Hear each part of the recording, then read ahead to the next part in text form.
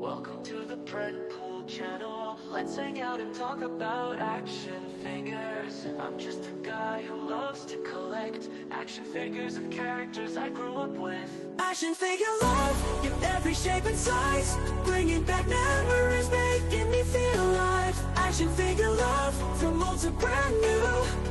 They're more than toys, they're dreams coming true. Searching for rare ones, hunting high and low. Each one tells a story, a tale to show. From superheroes to villains, they're all here. Action figures bringing joy year after year. Hey everyone, welcome back. This is Predpool. Thank you for clicking on my video. Today we're going to be reviewing Axytoys Dinosaur Battlefield, and this is going to be for the figure Ceratosaurus tribe leader. Basically, this is just another reuse of their mold that they've used before. But of course, they tend to change as far as accessories, and in this case, they did change like the head sculpt. This line comes with a lot of items. I put most of the things on him. There's still a few things I did not, and there's usually more pointy things that you really don't want to keep adding on, because the more pointy things you add to this figure, the more difficult it is to pose around, just for the fact that you start poking yourself and stabbing your fingers, because these are not, for the most part, these are not soft, rubbery, plastic pointy things. These are sharp, really strong plastic parts. So you kind of tend to poke yourself and sometimes cause some blood to come out of your fingers if mishandled. That is why this toy is recommended for 18 and over. It says it's because they don't want kids swallowing parts, but I think it's also because they don't want stabbing themselves with this figure. But putting that aside, it is a fun figure to have. This is the second figure I've got from the line. They've had several ones. They actually had even a bigger, like a T-Rex, that's way bigger than this figure, but I didn't purchase that one. That was too big for my collection. But those that did get them, they seem to enjoy how that figure is. But I did want to get this guy. He does have a kind of like a T-Rex look to him, although he's not supposed to be a T-Rex, but he kind of gives that impression that he is one. So let's just get this box out of the way. My understanding, there's like a hologram type one version. I think that might be with the special version with the white one, perhaps, that you go back and forth and change the image. Mine is not that one. And here's the back. So I'm just showing some poses you can get. So they have the orange, they have the white one, which has like a red head, and then they have, I believe, a green one. The green one, I don't have, it's not an image, but this will be the white one here, and this is the one I got. All right, enough in the box. You do get like this little, not little, but you do get like this as far as the character bio. I believe this is Chinese here, if I'm not mistaken, and then you have here in English. When you read the story, some of it seems to be like to repeat the same line over again. So if you want to pause and read, see for yourself, but it kind of gives you again the history of this specific character. So yeah, it kind of, when I read the story, it seems like the carnivore ones seem to be the good guys, and the herbivores are like the empire and the bad guys. So they kind of flip the roles here from what we're used to. So let's take a closer look. Here we have his head.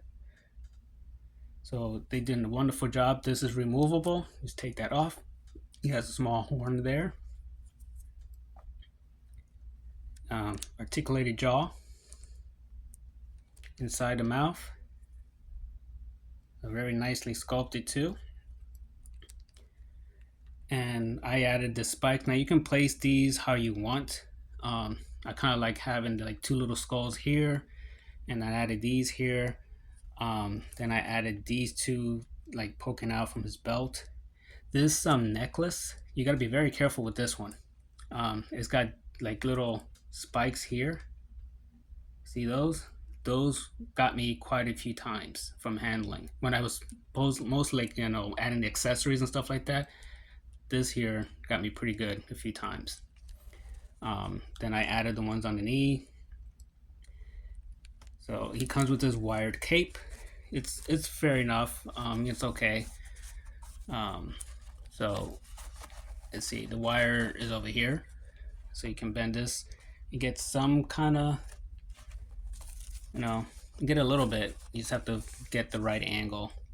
And there you go. And it seems it's weathered and shredded, that he's been through battle, muddied. So that's a nice touch. It's not just a clean cape.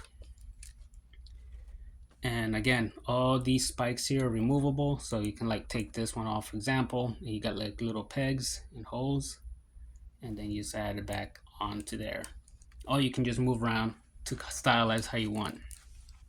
Something interesting, the helmet that I just took off, they if you look inside of it, if you want to make it more permanent, they give you like this this tape thing that you can remove. I haven't done so, and then it'll stick more firmly to the head. So you can do that, but you can just put it on there without doing so. So and it won't come off. So I'm not using the tape at this point, and I don't plan to either. But they give you that's inside, and then this little baggie with all the extras. Like, these are more pointy objects you can put on them, and you also get like 2 pieces of that tape that you can use if that one wears out. And also on his neck piece, it also has that. So you would take this off and you would put that like so there. And this one is a little bit looser if you don't use the tape thing, which I'm not. Again, I'd rather not use it. So, and I'm fine without that neck armor. Okay. Again, he comes with a bunch of accessories. He has 2 weapons, the one I have in hand already, and we'll get into a minute as far as his hands. He comes with this awesome giant, kind of like an Aztec looking axe. It's already pre-bloodied for you. This is not from my fingers from using it. This is paint, so no worries. This isn't my damage from me handling this thing. And you also get like a big old knife, but for like another character, it would be a sword basically. So you get this one that you can use also. Now this handle is smaller, so even though you get different grip hands, you basically get 2 types. You'll get already on both arms, you'll get this one already placed in, which is a smaller grip. And even with that, for the dagger one, even this is a little loose for him, and these are tight. This is a very tight grip for you to put anything in there. But I mean, it's very nice sculpted and painted, but the grip is very difficult to get anything in there. Now you do have this other hand that he does come with, but you only get one, and it's for his right hand. But it's very loose. Even for that weapon, for the axe, it kind of, this bottom fingers here, or claw parts, it makes it it makes it shift. So you'll have the axe, and this bottom part of the axe will wobble around because you only get like this little part that holds a little bit of it. So this one's too wide and doesn't get enough grip from the bottom claw. So what I had to do, this right hand is exactly the same as this basically.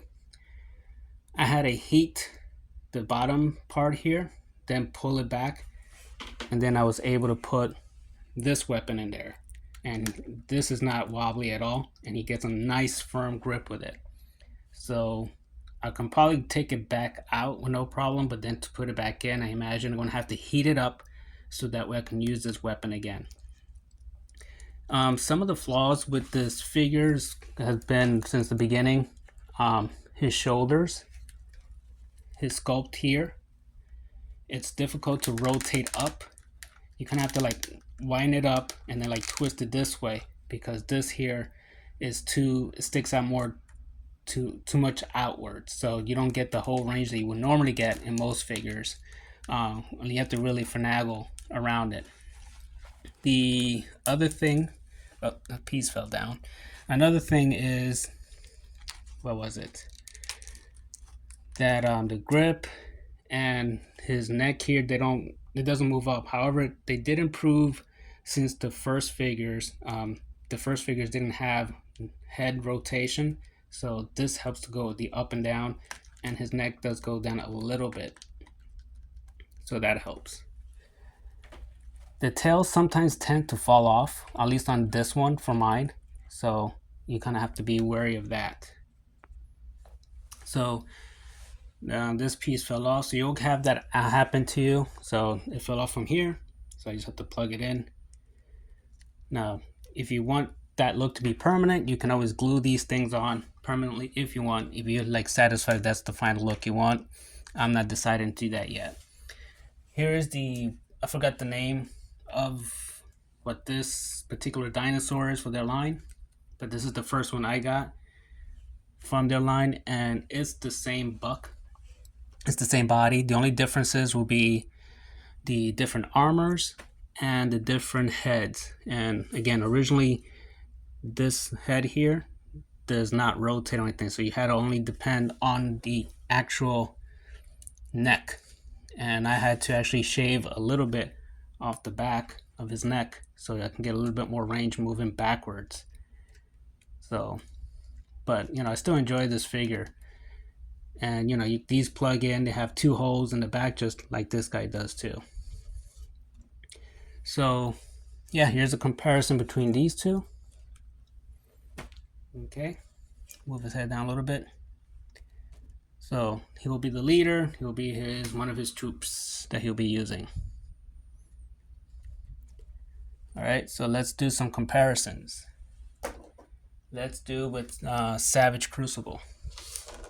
Get some stuff out of the way. Oh, before I actually do the comparison, this figure does come with a particular item that is huge.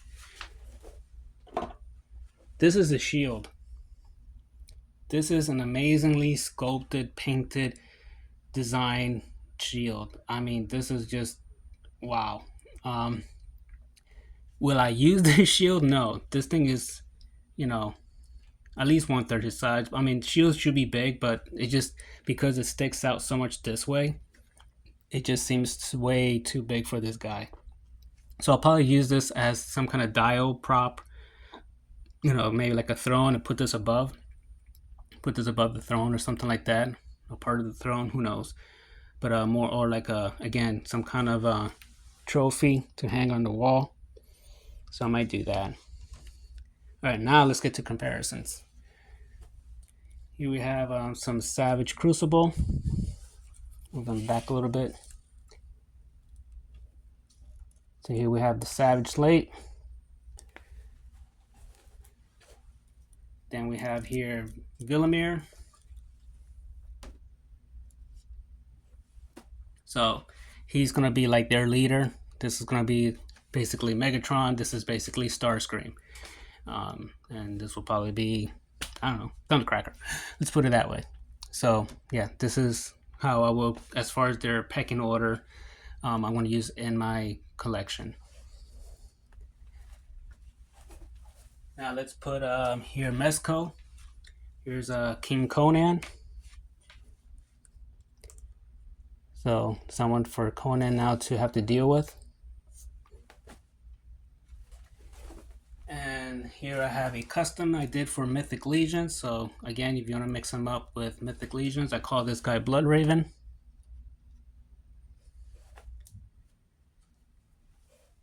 And let's compare him to some bigger dudes. Here we have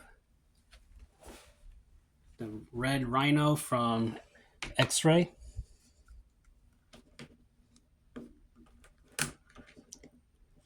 So we see that the Rhino towers over him still, even though he is a big dude.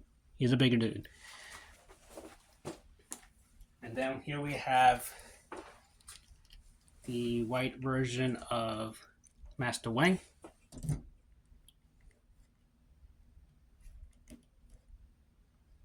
See? There we go. So he is taller also. So he's like a mid-size He's taller than some of the average, taller than the regular 6-inch figures, but then smaller than some of these brutes. So, but he is spikier, so we got that going on for him. All right, so I hope this review was helpful. Yeah, it's a great figure. You have to just be careful handling him, just like with some of the prior ones with the spikes. He does have his issue with his hands. He does have issues with the shoulders as far as rotation due to the sculpt. But he does have nice joints. Although they're single jointed, he's basically almost like a mythic legions types as far as articulation goes. Although he does have, excuse me, he does have as far as mid crunch that helps a little bit. So he goes down enough for a muscle guy. All right, guys. So again, I appreciate you clicking on my video. Hopefully this is helpful. And please like and subscribe. And I'll see you in my next video. All right, keep collecting. See you later.